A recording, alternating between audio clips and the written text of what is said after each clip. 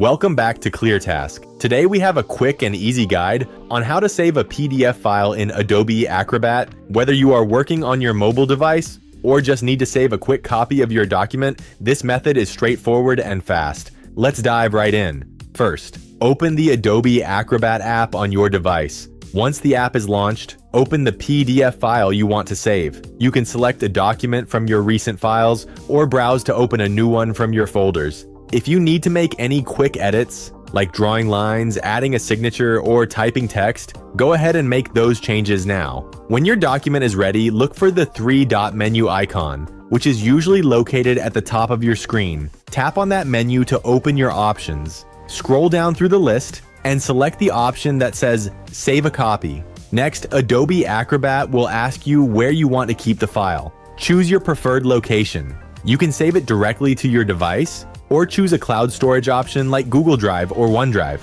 After selecting the location, type in a clear name for your file and tap Done. And that is it. Your PDF is safely saved exactly where you need it. If you found this tutorial helpful, please like the video and subscribe to ClearTask for more simple tech guides. See you in the next video.